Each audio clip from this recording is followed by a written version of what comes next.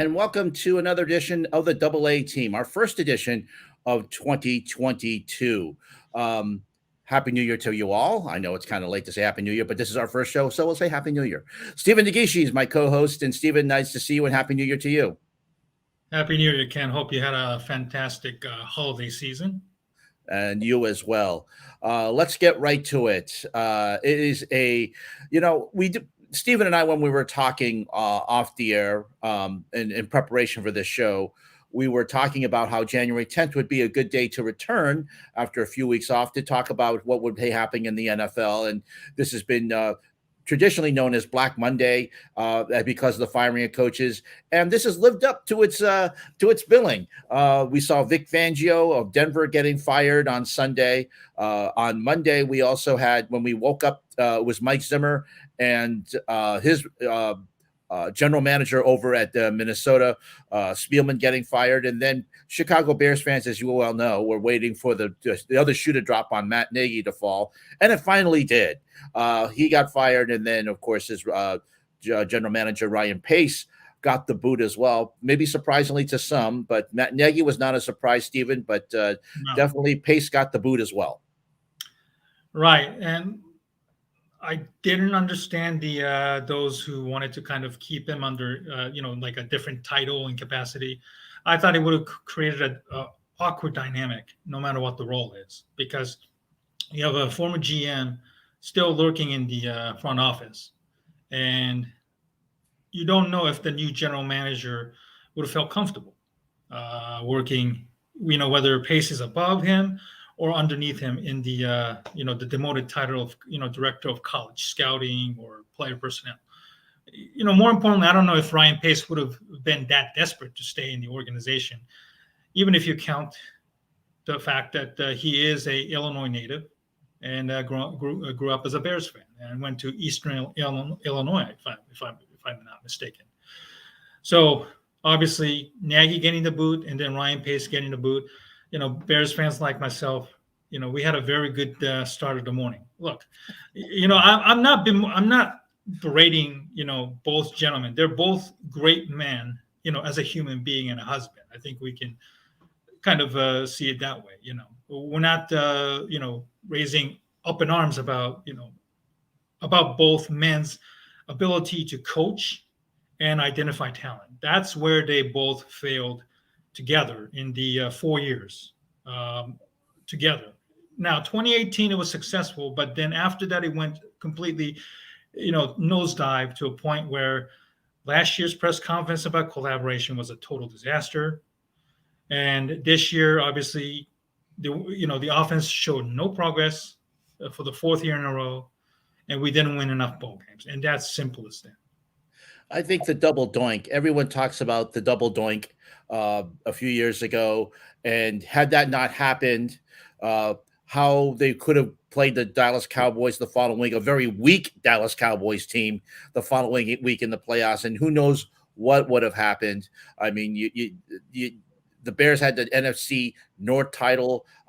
Things seemed to be going up. Trubisky seemed to be the guy that was going to take the Bears to the promised land. And then it just seemed, after that, the double doink just seemed to go all downhill from there. And then, of course, you had the problems last year. And then, of course, bringing Justin Fields in and thinking, well, Nagy has nurtured quarterbacks. And you and I talked about this during the season, Stephen, how that he was going to be able to perhaps nurture Justin Fields. But Justin Fields did a lot of mistakes despite showing a lot of promise. So I think it was time for the Bears to fish and cut bait. Yeah, I think what we learned about Matt Nagy, the reason I think he failed are twofold. Number one, he failed to adapt his system to the personnel that he had. And I think number two, that stems from him probably being too much of a idealistic guy. Not somebody who had a lot of experience and didn't face a lot of adversities. He couldn't adjust to that. And I think that's a life lesson that I've said this before, and I've also called into the Chicago radio station to complain about that, about Matt Nagy. And that's a life lesson that I think all of us can learn from. We can praise Matt Nagy, the person, But Matt Nagy, the coach, obviously failed in that regard, and that's something that I think all of us, you, me, everybody, as we go on in life, we have to learn to adapt and adjust to whatever the environment throws at us. And we'll have more discussions about what happened today in the NFL, including the surprising firing of Brian Flores down in Miami as well. But we'll discuss that in our final segment coming up, because we have a locked and loaded show today, Steven. We have a good guest today. Who do we have on the show? Well, speaking, in continuation with the Chicago Spirits, we have Michelle Steele from the ESPN. I think our first ever guest from the ESPN of networks, which I'm very excited about. She's Chicago based, and she's also a member of AAJA, which stands for Asian American Journal Association, which kind of live up to the spirit of our show. And we wanted to talk to her about her involvement and how has her career evolved in the times like this. And then second guest, after a brief break, we have Luke Easterling, who covers the Buccaneers from Bucks Wire, as well as also Draft Wire, both with the USA Today Network. We could talk about the Tampa Bay Bucks' chance of repeating, and what happened with the Antonio Brown, who's at fault. And then we could also touch little basis about his opinion on what the Bears should do in the upcoming draft. Absolutely. And continuing in the spirit of this show, there's one thing we have to mention that happened over the holidays, and it happened to a St. Louis anchor of Korean descent, Michelle Lee of KDSK. And she was just mentioning over a throwaway line, as a matter of fact. They were talking about what they were going to do for New Year's. And it was really interesting what happened, Stephen, is that she was just talking that she was just going to be saying, and they were talking about what they're going to do for New Year's. And she just says, I eat dumpling soup, and that's what a lot of Korean people do. She just threw away line, and no one thought anything of it. And then a viewer called up and left a voicemail. I think about a 2 or 3 minute rant, and Michelle put this up on her social media platforms, and they went viral. I happened to see it on Twitter the following day, in which this woman said, "You're very Asian, and if a white person did this, that person would be fired, and that would be terrible. So I think what you're just doing is just, why did you have to mention that?" And it's just really a rant that really was unnecessary. But I'm glad that Michelle put it on her Facebook page and her Twitter platforms and her TikTok platforms, because it's something like that. Stephen, it's something that the reason why we started this show is to talk about the hate against Asians and and anti-Asian sentiment since what has happened since the pandemic began in 2020. Stephen, it just angered me, and I know it angered you. Yeah, it angered me tremendously. If people are pissed off about her being Asian, I'm Asian every day because I eat a lot of Asian foods. I go to, Asian markets almost every week to get stuff. And, when I go to the market, I see, Asians. And then I also see, Caucasians. And also, a few African Americans also buying bento lunches and, sushi in a pack, not like the ones that are, kind of being sold at Publix or Kroger, among other things. But, I see a wide variety of people. And I don't see the need of, Karens of the world to feel somehow butthurt about something of this nature. You don't tell me, Ken, and others, or even Michelle Lee in this case, what to eat. We eat what we eat. Okay, so you know what? I'll just save myself from embarrassment. I'll just say, you know what? Well, it was great to see that the hashtag very Asian trending on Twitter immediately after that. I added the hashtag very Asian to my Twitter profile right after that. But also, I mentioned the fact that it's just unbelievably what we saw there. And what was nice to see is that other people, whether they were Asian or Caucasian or Hispanic or Black, were giving some great support to Michelle. And one of my favorites is that they said, "Hey, this is what I ate on my New Year's," or "This was my traditional meal on New Year's." And I even told Michelle as well and tweeted that, "Hey, I also got I went to my Asian restaurant on New Year's Eve because it's what I like to do, and I got a few things for myself as well. This was my meal." So I love to see the support. It was great to see that support from all over, and uh, it's something that Stephen, I know that you love your Japanese consent. Gyoza is a great meal. I had Right, gyoza dumplings. last night, as a matter of fact. I love dumplings. I love xiaolongbao, which is the traditional pork dumplings or chicken dumplings, the very small dumplings that you have that are steamed. So it's part of our culture, and you know what? I'm very proud of my culture and my heritage, Stephen. I know you are as well. So Yes. we're more than happy to let people know we're very Asian.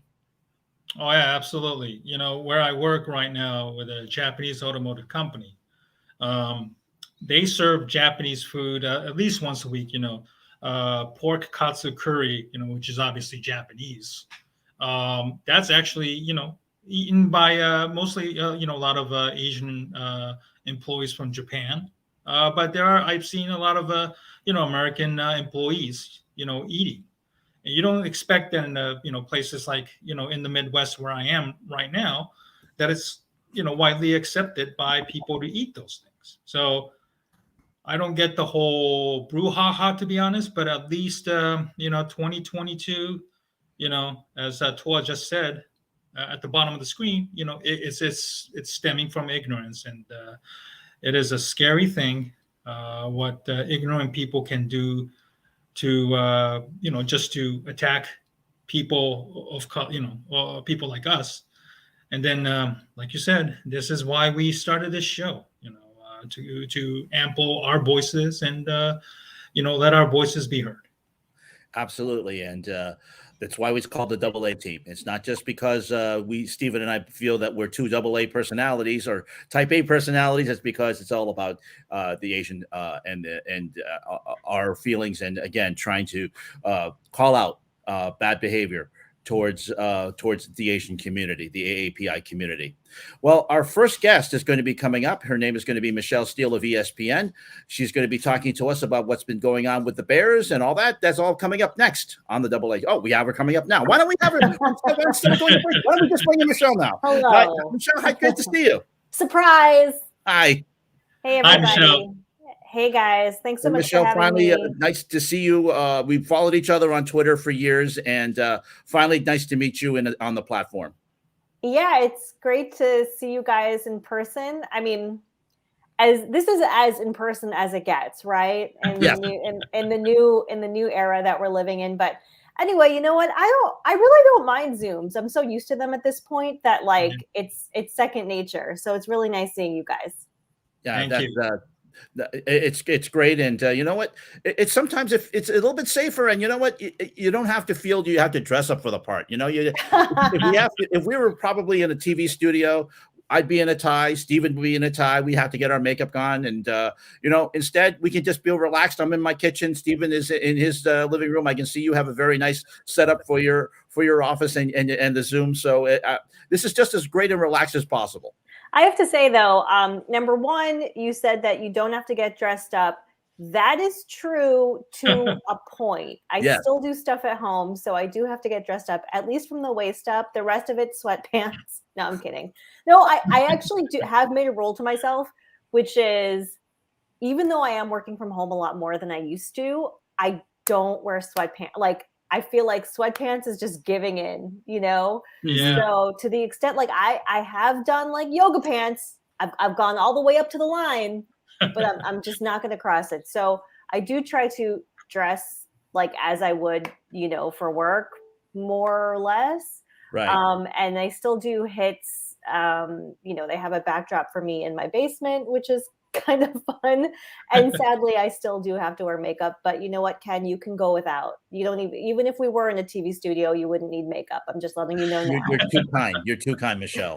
There's a lot of things to cover up on this, but In any event, where we brought you in, we said Steven said, "Why don't we bring Michelle Steele to talk about what's been going on in the NFL?" Because we think January 10th is going to be a very big day, and it lived up to its billing, Oh especially my in gosh. Chicago, Michelle, Oh where my you're gosh. based. Matt Nagy, Ryan Pace got the axe, and Steven and I were talking about it off the air. We were talking about it before we went on today. Boy, what was the scene like over in Bears camp?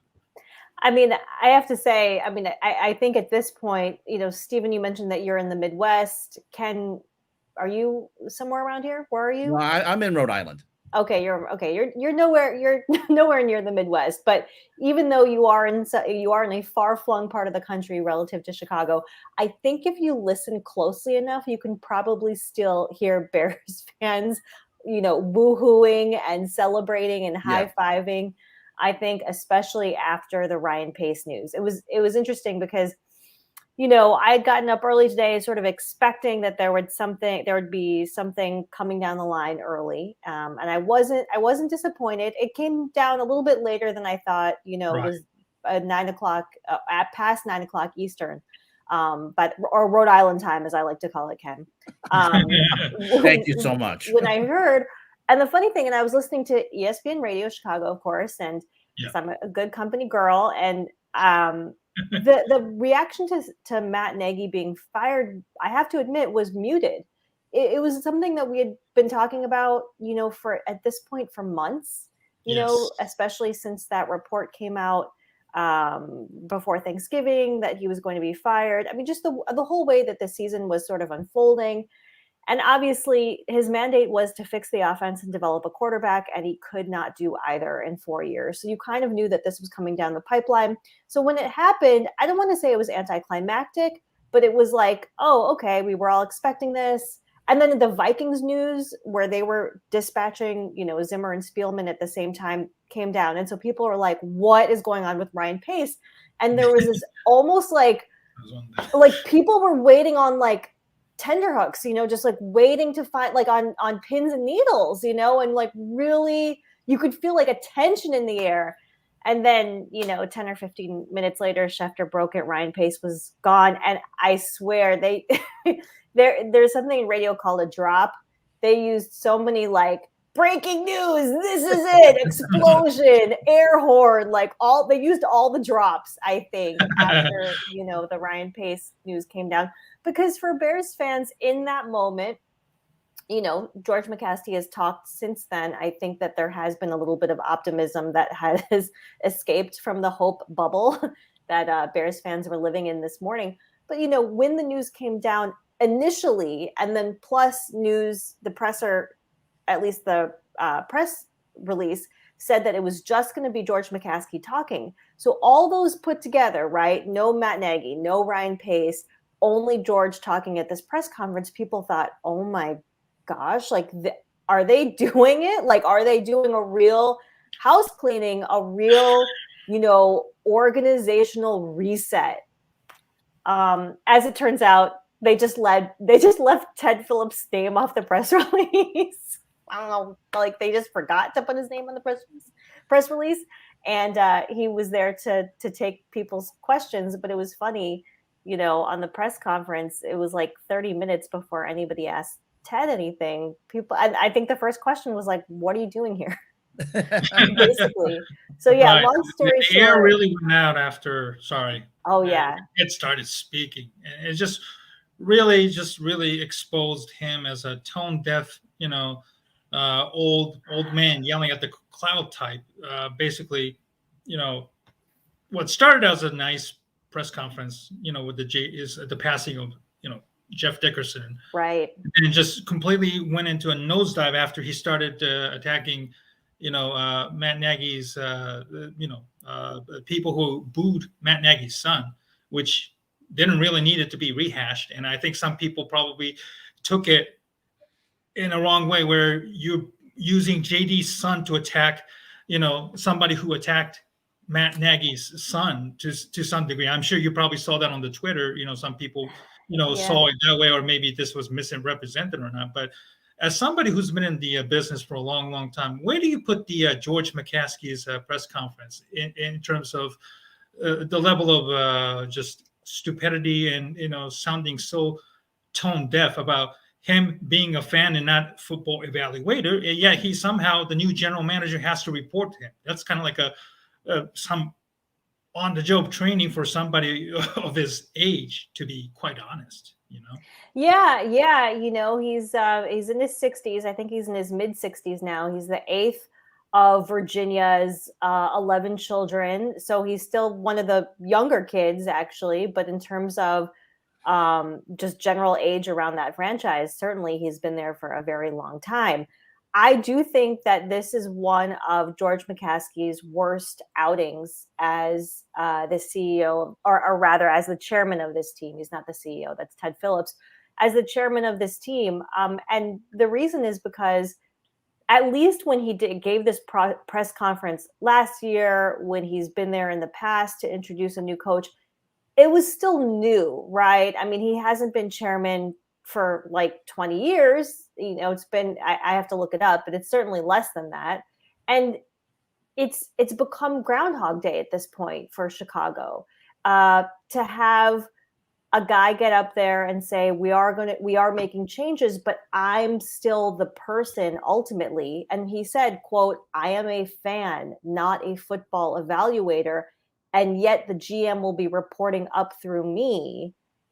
I mean, that is going to dash people's hopes. You still have the same person at the top. You don't have, and this was brought up last year as well, and in years previous, why don't the Bears have somebody with a real football background, a more sophisticated understanding of the game?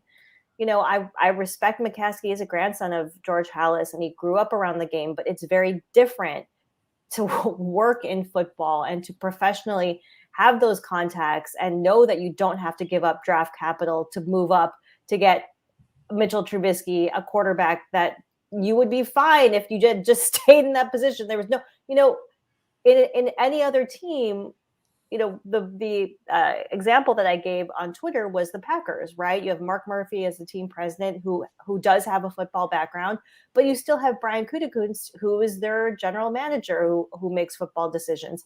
But he's not in a vacuum. With the Bears, what they did is they took a young executive, they expected him to grow into the job, and it was difficult, and it took 7 years to get to this point, and he was still making huge mistakes.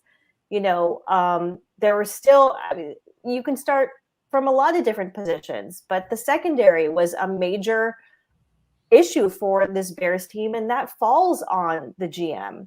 So, you have nobody who is overseeing the development of these executives. You have no one overseeing or giving feedback to Ryan Pace who knows about football, and that's still the situation that you have. And then you mentioned the personal stuff. It was great that he mentioned JD, but I totally agree with you. I thought that it was inappropriate, and it was galling that it was a written statement that compared the situation of Parker Dickerson with Matt Nagy's kids. And with all due respect, and I feel badly for Matt Nagy's kids, and it should be hands off. Coaches' kids should be hands off, but it's not a comparable situation to Parker and JD and the tragedy that family is going through. The other part, Steven, I don't know if you guys want to touch on this, was the Olin Kreutz thing. I mean, Olin Kreutz, by a lot of estimates, is going to be in the Pro Football Hall of Fame one day. He is a longtime player, multiple year team captain, won the Brian Piccolo Award, I think 4 times. And the owner calls him essentially a liar. And Brad Biggs from the Chicago Tribune has a great story that just went live on the Tribune's website, where he interviewed Harry Hiestand, who's now Notre Dame's O-line coach. And he totally verified the story. $15 was true. Harry couldn't believe it himself, but that was the offer. And it was crazy that they made that offer. But what was even crazier was that George McCaskey denigrates a player, like a beloved player who's still in the Chicago market. Right. long story short, it was cringe. It was cringe, and you understood as he was talking why they don't put this guy in front of in front of the media more than once a year. Mhm. Yeah, and the thing is that what's interesting, and as you mentioned about that, Michelle, is that um, McCaskey's not a media savvy person, and only on the once a year. And again, you would think that the Chicago Bears have PR people say, "Hey, look, maybe you want to steer away from this before you go on there." But again, he's the owner's. He goes back to the days of George Hallis, and you see these type of situations with the McCaskey family, all these little mistakes that come about from year to year, but yet they don't learn from them. Yeah, I read a stat the other day that only 30% of family businesses survive from the first generation to the second generation. And then to the third generation, it's only 13%. McCaskey's extremely lucky. He won the genetic lottery. His grandson was one of the founders of the National Football League. And they happened to play in a league where all of the money, at least the TV revenue is shared, right? I mean, it doesn't take a lot of business expertise to, I guess, be successful, at least have a viable business when you're getting so much money from media rights. However, you do see in sort of the personnel decisions that the Bears make over the years, he's just, and credit to Mark Potash from the Chicago Sun-Times for trying to ask George McCaskey, where's the accountability for yourself, right? How are you holding yourself to account? Because ultimately you're the guy who has to answer for all of these hires that have not panned out. And George McCaskey's answer to that was just, ownership told me that they are retaining me. And there were a lot of smirks in the room. Like, you can just say your mom or all the other relatives that you have on the board. Like, right, we all know the story. The board is your mom. The your board mom is your mom. This is the same mom who said he said my mom was pissed. Yeah, so, it's very that's pissed. No secret. Very, very pissed. Exactly. But it's like, next year they're going to be talking about how Virginia is 100 years old and is very, very, very pissed. Bears fans just do not see where this tunnel ends. And right now it's still a dark tunnel. I guess maybe it's a little bit less dark because you have Matt Nagy and Ryan Pace gone, but you still have the same people in place, including Ted Phillips, who is involved in the GM and coaching search. And by the way, they might hire a head coach and then a GM. I actually think they're going to do that because George McCaskey himself said, well, if we have somebody who we feel strongly about, he has someone in mind.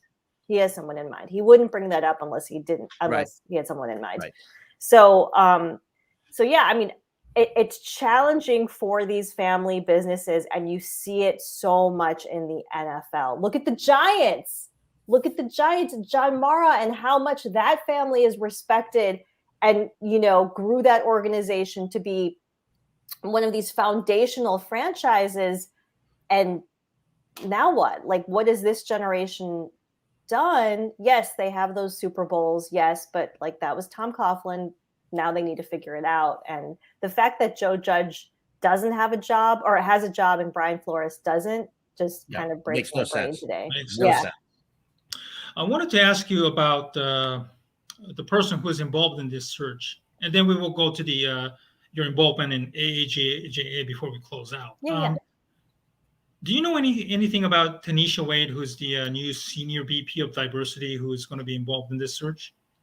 No, all I know about her is that her bio, basically, that she was the director of events. She's a longtime employee. She was the director of, I think, entertainment and events for the Chicago Bears. So she certainly was not in this role. I know from, full disclosure, my sister is a DEI director, diversity, equity, and inclusion director for a Fortune 400 company in the Chicago area. So she deals with this stuff at a very high level. And to be director of DEI it's a serious job. It's essentially a human resources job. So I am kind of curious. I think it's great that she's in the room, and I think it's great that the Bears have newly created this position. I know George has been very, very big on diversity parts. So. Yeah, I think it'll be interesting to see sort of how much juice she has. In other words, like, can she give the owner real pushback? Right? I mean, she's a longtime employee. I mean, as far as I can see, no professional experience in this space at a company worth $3.4 billion. So I don't know. I know that it's a sophisticated area because, as you guys know, like, I think everybody sort of understands what diversity is, but inclusion is really hard. It's really hard to have everyone feel like they belong and that what makes them unique is accepted by people, I remember Matt Nagy saying last year during the George Floyd protests that he did not see color. And to a lot of people of color, that was a little bit of a red flag to hear that, because that's not true. you see color. I know that he meant it in a complimentary way, like he doesn't judge anyone, but that's something that I think for Tanisha, she's going to have to reset, I think, internally, culturally, sort of how people talk about minorities and why it's important to see color. Absolutely. To recognize people and recognize their experiences, in other words. That's true. Speaking of inclusion, we're going to try to close out our interview. Your involvement with the AAJA. And, that's good because I'm running out of vodka. Just kidding, Steve. And we wanted to ask you your involvement with the AAJA, and how do you see the industry right now, with the pandemic and the the racism that our community has been dealt with, and how do you see where the industry is kind of heading when it comes to diversity and inclusion that we were just talking about? I think that it's great that it has become such a prominent topic, and that's only good because it should be on people's minds, right? At Espn, I can tell you that we had a big staff meeting, sort of all hands on deck meeting, to talk about diversity, equity, and inclusion on all the issues surrounding that. I think that they've made, at least from what I can see, and listen, like, I have no insider information, but from what I can see, it's certainly a priority at Disney in terms of just the personnel moves that they've made. And it's a stated, it's been part of the mission statement at Espn, and for very good reason, beyond it being the right thing to do. Your audience is also becoming more diverse. And if you want to truly serve your business, you need to serve all aspects of your customer base. You need to reflect, if you want to grow your business, you need to reflect your audience, right? So they are making moves in those areas, but as I said, it's really, really hard. And I think part of it is, I'm half Filipino, half white, half Caucasian. And I think sometimes when white people hear diversity, they don't feel like they're part of it. And white people are super part of diversity. Like, everyone's involved in diversity, right? And it can sometimes be a triggering word, or people feel like, oh, we're gonna make a diversity hire, which is not. I just wish that there was another phrase there was another way to put that, because people think like diversity hire, and they don't think like, oh, they're not qualified because they're a diversity hire. No, it means that you took stock of everyone. Yes. And made the right decision, like, based on the merits, but you didn't limit yourself to people that you're comfortable with, Right. So yeah, I do think that it's a good thing that it's being talked about. I do think people underestimate how difficult and challenging it can be. But I think if executives do place it as a priority, people want to meet their goals, right? So if a manager knows that this is an initiative, they're going to pay more attention to it. I do think that the answer for all of us, and sorry to be so rambling here, is just to be curious about other people. That's it. Like, just think about what it's like to live a day in someone else's shoes. Absolutely. And their experience, and your experience is not reflective of what someone else's might be. And so just take 5 more seconds to think about that before you jump on Twitter with your hot take. Much appreciated, Michelle. Couldn't say it any better. Michelle Steele of ESPN in the Chicago Bureau covering the Bears. We appreciate you coming on. We're definitely going to have you back and to discuss more things NFL when we have an opportunity. But thank you so much for joining us. Awesome. Thanks so much, you guys. I really appreciate the invitation. This was fun. Thank you, Michelle. We hope to have you back again soon. Okay. And we'll be back with Luke Easterling coming up next on the Double A Team. The past year has seen a 1,900% rise in anti-Asian hate crime in New York City alone, with 2,800 incidents reported across 47 states and Washington, D.C. This is a national crisis, and we need your help to call it out. Call it a crime.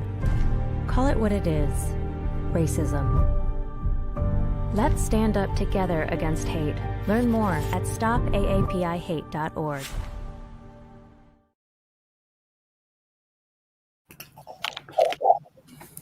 And we're back on the Double A Team. I was trying to get a drink of water before the commercial break ended, but didn't do that on time. Anyway, Steven, what do we have for our second guest tonight? Okay, we have Luke Easterling, who covers the Tampa Bay Buccaneers and the NFL draft for the Bucs Wire and the Draft Wire, both part of the USA Today network, I believe. How you doing, Luke? Hey, what's going on, guys? Thank you so much. I know we had a little bit of we wanted to have you last month, with the holidays and busy and all, right. But I really appreciate you coming on tonight on such a busy time today.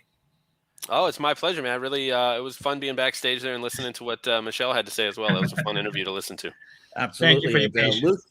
Luke, the Tampa Bay beat is quite busy these days. Ever since a guy named Tom Brady came in 2020, and it's been busy throughout. You've got what's been going on, the march to the playoffs. Of course, what's been going on with Antonio Brown. It just doesn't seem to be a dull moment with the Bucs these days. No, there doesn't. Although I'd prefer much more of the positive stuff and the Brady stuff than what we dealt with last week, obviously. But it rains in all different ways, right? So it's definitely been an eventful couple of years. It's much more fun to be talking about Super Bowls and playoff wins instead of breaking interception records and putting up a bunch of really good numbers and still not making the playoffs for some reason. And right. You had Shaq Barrett lead the NFL in sacks, but it wasn't enough. You had Jameis Winston leading the NFL in passing yards and passing touchdowns, but throwing 30 picks and still missing the playoffs. So it's fun to see the Brady effect, but it's also, particularly with regards to the Super Bowl, it was really fun to see Mike Evans get a ring and Levante David get a ring, and those guys that had been in Tampa and put in the work for so many years on really, really bad teams, to be able to see a guy like Tom Brady come in and just give them that extra push, that extra presence at a very important position, obviously. But, that's one of the biggest reasons he chose Tampa, was he knew this roster was ready-made to go win a Super Bowl. It just needed a quarterback who could do the good things without all the turnovers. And he was right. That's what he did. He turned it around really quickly, and they went and won a Super Bowl in their first year. So definitely a fun time. I've been a resident of Tampa most of my life, and so big Lightning fan. It's been a nice couple of years to be a Lightning fan as well. So yes. The whole Tampa Bay thing is definitely well earned. It's not just a name. Absolutely. Yeah. And of course, the Rays are doing quite well in baseball as well. So obviously can't argue about that. And one of these days we'll talk about the NHL as well, since that's one of my favorite sports too. Let's do it. I love it. But let's talk a little bit about, of course, unfortunately, the elephant in the room for the last couple of weeks, which was, of course, Antonio Brown. Right. His storming off the field against the Jets in Week 17, and then his performance on a podcast last week, basically torching Tom Brady, who has gone out for him, not only in just Tampa Bay, bringing him in, but also in New England, putting him up at his house. There was a joke that when AB did his performance, that Giselle had already moved the stuff out of his house and had his luggage waiting for him when the Uber arrived from New York. But joking all aside, it's something that was really sad to see, and we were seriously hoping that Antonio gets the help he needs. But Luke, what was your reaction when you saw that in real time? I mean, my real-time reaction was kind of disbelief at first, right? You still weren't sure as it was happening. You're still wondering, like, what's going on. And then as the reports started to trickle in, and even at this point, we really don't know what happened. I mean, we have two very, very different stories. And if you weren't there and you weren't in the middle of it, you don't really know. So it's, from a reporting standpoint, it's just interesting because you have the Bucks on one side saying, hey, it was all about this and this is what happened. You obviously have AB on the other side saying a completely different thing. So at the end of the day, it's our job to just present all of that information to the reader and just say, hey, this is what happened. This is what we saw. And this is what everybody's saying. So, I mean, at the end of the day, it's a disappointing situation. And it's one that, unfortunately, when he was first signed back in October, again, it was right after an 8-game suspension for another issue, obviously. So, sometimes you want to be wrong about a situation, and you want, as much as you are nervous and worried that at some point this is going to happen, something like this is going to happen. Bruce Arians said it over and over. He's been a model citizen. He's done this, he's done that. And obviously all through the Super Bowl run, everything seemed great, and everything really seemed great all of this year too, until whatever happened. And again, from AB's perspective, it was about an injury. From what Bruce Arians said, it was clearly not had anything to do with the injury, and was more about him being frustrated with his role in the offense. So, I mean, again, all things considered, it's an end to his time in Tampa Bay that was not terribly unexpected at the beginning.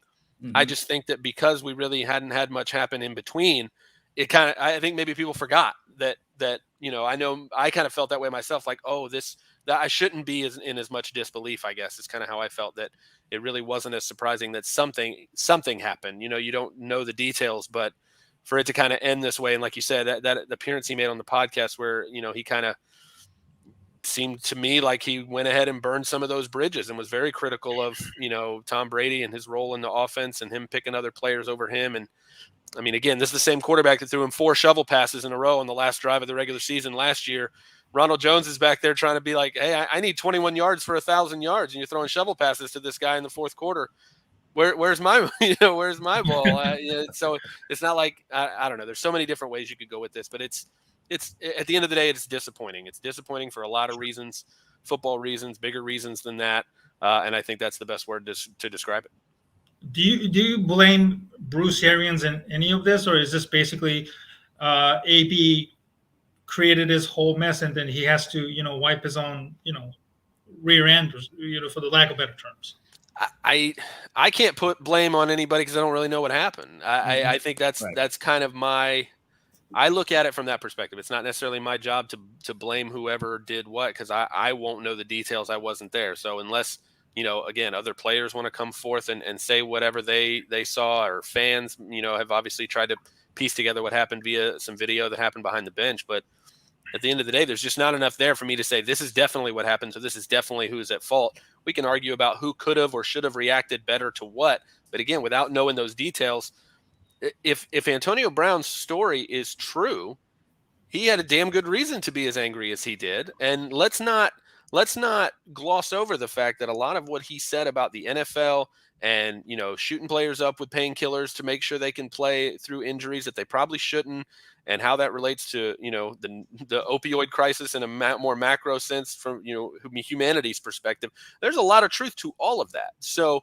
if what he's saying actually transpired, A, wouldn't surprise me at all, because the NFL's been doing that crap for years. Mm-hmm. And B, that is something that if you are a human being who's being treated that way, you have every right to walk off the field and, do whatever you need to do to get yourself out of that situation. So again, the details and what the truth is have very much to do with how you could assign blame and place blame. And without that information, I don't feel comfortable doing that either way, really.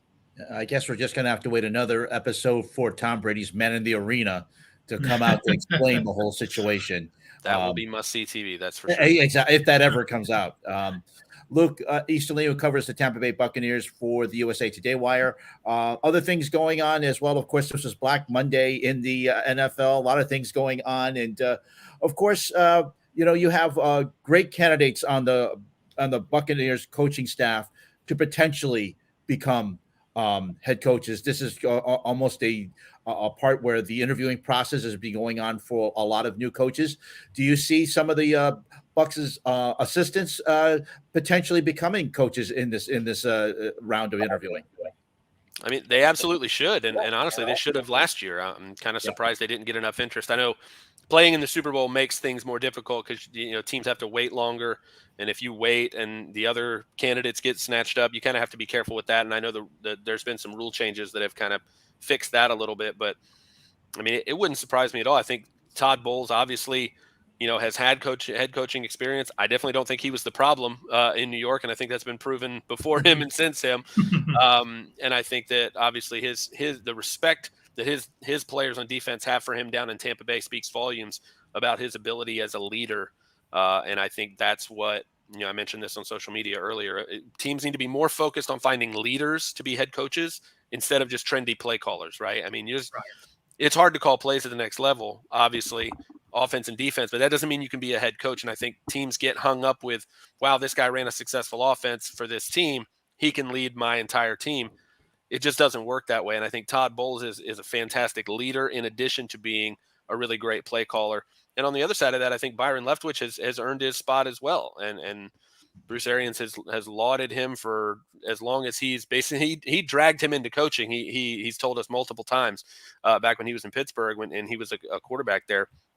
But both of these guys, the best thing I heard this weekend, it was on the broadcast. Tony Romo, I think, was talking about it. But Todd Bowles interviewed for the Jaguars job on Monday, last Monday, and he said that he came back to Tampa and basically prepped Byron Leftwich for his Jaguars interview on Friday. He told him everything. He's like, here's what they asked, and prep, so just what great leadership from an old, not much older, but an older, more experienced guy with head coaching experience. He's competing with you for this job, and he's obviously paying it forward and preparing you for your opportunity to do that. Obviously, I think Jacksonville will be a great fit. I know a lot of fans there would love to see Byron back in Jacksonville, where he was drafted as a first-round pick back in the early 2000s. I think that'd be really fun. But either one of those guys would be great. And to be honest, Harold Goodwin, who is the Bucs' assistant head coach, who is Bruce Arians' offensive coordinator for 4 years in Arizona, he doesn't get enough play, in my opinion, either. I think that, there's a reason that Bowles and Leftwich are hot names, and they're worthy of that. But Harold Goodwin is, again, a fantastic leader. He's the run game coordinator here. But again, as the assistant head coach, has handled a lot of those duties. Bruce Arians spent all week leading up to the Jets game on the COVID list. He was out. So Harold Goodwin was handling all of those duties during the week and proved to do it well. I think the Bucs have 3 head coaching candidates among the coordinators, to be honest. So I believe Harold Goodwin has had some ties as a tight ends coach with the Bears in the past. So that's one name that obviously, Luke, what happened with the Bears today with the terrible press conference by George McCaskey all aside. Who fits the Bears better, Bowles or Leftwich? I think it comes down to identity. I think it comes down to what do you want your team to be known for, and how do you want that to kind of permeate your culture, right? If you want to be a team that is built around, if your primary objective is Justin Fields, right? Hey, we traded up for Justin Fields. We want to develop him. Why not bring in a young, hot name offensive coordinator, a guy that's worked with Tom Brady now for a couple of years and been able to pick his brain? Tom has been clear that he's learned plenty from Byron Leftwich as well. It's not a situation where, Tom's calling all the shots, right? So all of that experience that Byron Leftwich has with Jameis Winston and now with Tom Brady over the last 2 years, he gets to take that to a place like Jacksonville or, with Trevor Lawrence, or to a place like Chicago where you're to take that baton forward and lead that. I think that's a fantastic fit. Now, if you want to be known for your defense, if you want to make a statement that, hey, we're going to be known for how we play defense, and maybe we'll look to the coordinator hire to make sure that we can get somebody who can work with Justin Fields and develop him, which again is a valid way to go as well. Then you go after Todd Bowles. And again, if you also value previous head coaching experience over a guy in Byron Leftwich who is younger and doesn't have that on his resume, then maybe you opt for Todd Bowles. So it really just comes down to what the Bears want to be, who they want to be, and who they want to lead them moving forward. Okay, so 2 more questions about coaching before we talk about the Bucs playoff. One, let's see. Would either one of them consider it as a heir apparent to Bruce Arians? And number 2, I forgot which one. Okay, you know what? Let's get to that one first. My apologies. Would any of them? No, yeah, and I think they both could, and I think that the Bucs really lucked out with the way things worked out last year, where they didn't lose either of them, because I think they easily could have and probably should have. And I feel that way about the front office as well. Another thing I shared on social media earlier that really pissed off a bunch of Bucs fans was telling the world basically, like, listen, the Bucs front office is loaded with GM candidates. You know, John Spytek, Mike Greenberg, their salary cap guru, Jacqueline Davidson, who was brought in and has really handled a lot of the analytics and how they structure contracts. All 3 of them should be getting GM interviews, and all the Bucs fans are like, shh, don't say anything. What are you talking about? leave our front office intact. But I mean, again, Tom Brady came to this team because they had built a Super Bowl roster, and those are the people responsible. Jason Light, the general manager, has built an incredible team, but they have developed coaches in the same way, and I absolutely think that Bruce Arians would love to hand that baton off to either one of them. I think he doubts that will happen because he's been very vocal about the fact that he wants those guys to move out. He wants them to go get head coaching jobs elsewhere and all those things. But I think he would absolutely love being able to hand that off to the next guy and to someone he trusts. And I think the ownership would be in favor of that. Okay, one more question. Sorry, something came back. Is Byron Leftwich being a question of having Tom Brady be, the beneficiary of Tom Brady, I should say? Is that a fair question or is that an unfair question? Oh, no, I think it's fair. And I think he would probably say the same thing. But again, if you talk to Tom about it, Tom will make it clear that relationship has helped make Tom Brady a better quarterback also, because Byron Leftwich is a guy who, again, you can look at the stats and say he wasn't as successful as a player, but that experience and understanding that from a quarterback's perspective, being a first-round pick, being a college football star at Marshall, and seeing everything from a player's perspective, and maybe even being a younger guy who has played with some of these guys. You know, he and Brady played a lot of their career together at the same time. So it's not an unfair question to wonder if he's just riding coattails. But I think if you talk to anybody in that building, they would squash that real quickly. And one last question for you, Luke. Philadelphia is coming into the Big Sombrero 2 this weekend. How do you see that game, and how do you see the Bucs going on further and into the playoffs? Yeah, obviously Sunday was a fun one for the Bucs and the fans, right? You get the big win. Sloppy start, but yep. It's nice to play the Panthers when you can play like garbage for basically an entire half and just kind of wake up and still score 41 points and win by a lot. That's nice. It won't be like that in the but if you go back to October when these two teams played in Philly on a Thursday night, the Bucs got out to a big lead and they let the Eagles hang around. They ended up winning that game by 1 score. Really should have been out of hand. They should have blown them out. But that was kind of where they started to fall apart in terms of their run defense, right? This first 7 weeks of the season, they were the top ranked run defense in the league, which has been the case for basically 2 years in a row now. Teams have basically abandoned the run against them. They don't even try. I think the Buffalo game, they didn't even give the ball to a running back in the first half. Yeah. The only carry was a fake punt, I think. And Jake Allen ran for a long run. Yeah. Wisely so. That run defense has been great. But that game against Philly, they gave up 100 yards. The first time they had given up 100 yards on the ground in a while. Jalen Hurts ran well. Miles Sanders ran well. And the Bucs have been 15th in the NFL in rushing since then. So, we talked to Bruce Arians just today, and Greg Allman from The Athletic asked him point blank, why the difference? What's happening? And he basically said they're just not tackling well. And it's fundamentals. I point to the fact that Levante David is not there right now and hasn't been for a couple of games. Probably the most underrated player in the league. Obviously, I'm a little biased, but they don't have JPP right now. Shaq Barrett's been out the last 2 games as well. But you gotta play fundamental football. You got to be able to tackle well, and if you don't do that, nobody sucks in the NFL. Everybody's good enough to make plays if you don't handle your business.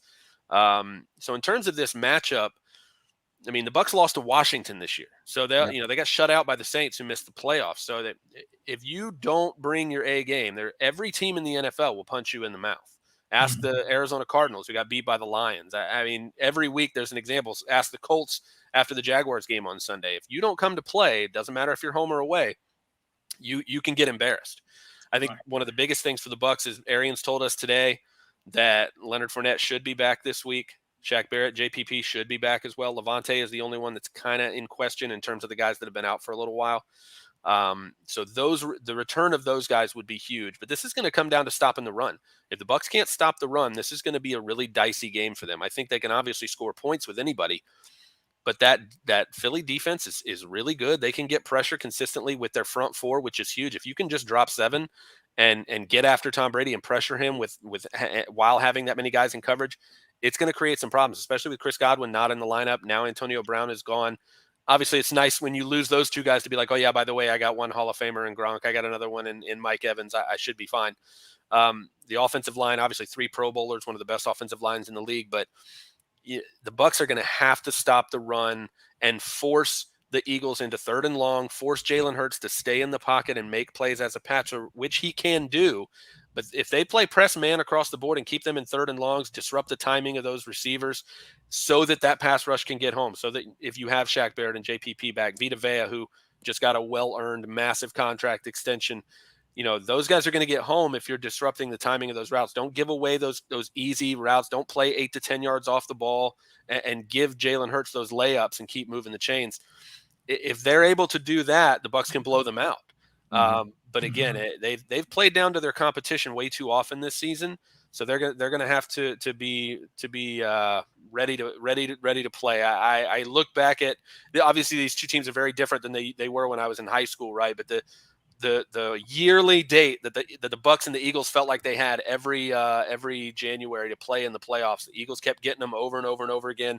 Obviously, the Bucs had the magical run in 2002 and the dominant win they had in Philly in 2002. But these teams have played some great playoff games, and I think we're in store for another one this week.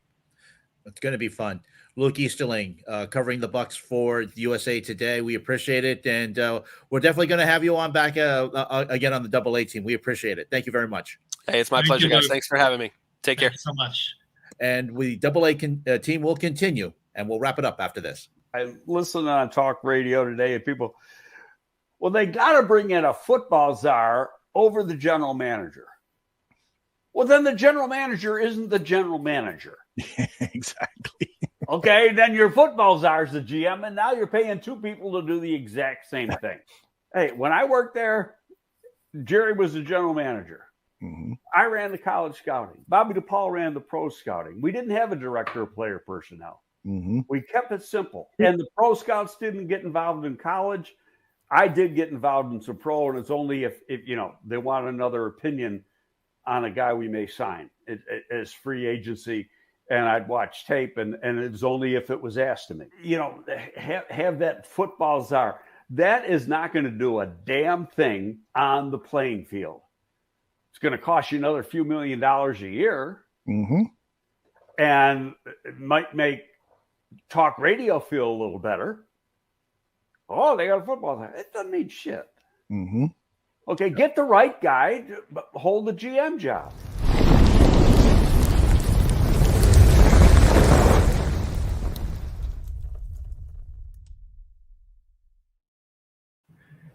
If you had Greg Gabriel on every day, I think you just have a whole line of great stuff. We just saw that break with Greg Gabriel with Aldo there talking about stuff. I could listen to him every day. Yeah, Greg is obviously somebody who's been in the NFL for a long, long time, having worked in the Chicago front office, so he knows ins and outs of the inner works of the House Hall. So if you have missed it because you were busy listening to George Halas's press conference and being chafed and angry about it, go watch Greg Gabriel's conversation with Aldo and see what he has to say about today's press conference and the firing. Absolutely. We have our final segment here. We talked earlier about this being Black Monday in the NFL. We touched on it briefly. Brian Flores was a surprise firing today at the Miami Dolphins. Now, I heard he should get another job. The guy did a fantastic job with the Dolphins. I know he was a 24-25 record over the last 3 years, but he managed to get his Dolphins to play for him. He had an issue with the general manager, so that's, I think, why Stephen Ross decided to fire him for the Miami Dolphins. You're the owner. You can basically do what you want. Also, New York Giants allowed general manager Dave Gettleman to, quote-unquote, retire today. He's in his 70s.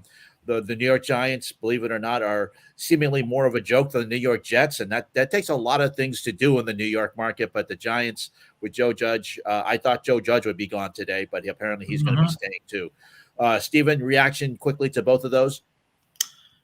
Well, I tweeted out about Flores being fired because I thought Stephen Ross, who's a Michigan alum and a big donor, the business school is actually named after him, Ross School of Business, was definitely going to go after Harbaugh, but apparently it was not. I think Jeff Darlington of ESPN, who lives in Miami, said that the firing of Flores has nothing to do with going after Harbaugh. In fact, actually, Stephen Ross was quoted as saying he wants to see Harbaugh stay there. Yeah. And I think there was a tweet before our show that NBC Chicago Sports or something, I believe, was tweeting Harbaugh is working on a contract extension with Michigan. So it's basically just a contract ploy, him and his agent to get a bigger deal out of Michigan after having to take a pay cut last year. And then, Flores, I think he's kind of like a Lovie Smith 2.0, which I don't think a lot of Bears fans might not want to hear. The way he handled the QB situation, he handled Tua Tagovailoa really scares me, if even with the Justin Fields, obviously. He should get interviewed, and I wouldn't be shocked if the Bears interview him, but he would certainly not be at the top of my list, in my opinion. Now, as far as Joe Judge is concerned, the last couple of weeks, he's really, really been, the target of media, New York media, for things that he has said and done, obviously. Dave Gettleman obviously has had some health issues. So maybe this was a good time for him to bail out and, bow out on his own terms without being fired and embarrassed at a ripe age of close to being 70 years old with health problems, like I said. So it'd be interesting. I don't know if any general manager wants to work with a lame duck coach.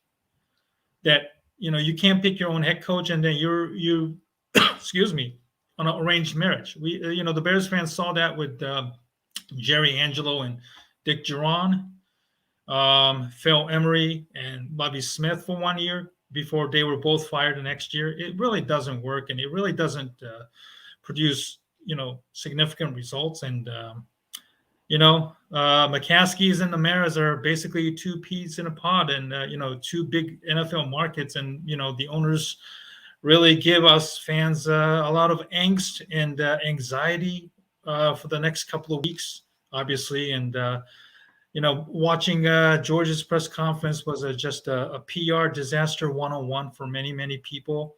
Michelle said it best. You don't bring JD's son and then having to bring Matt Nagy's son into the same equation. It was very, very awkward, like she said. And obviously, whoever the PR staff at the Bears, I don't know if any of them gave any finer points or practice with him.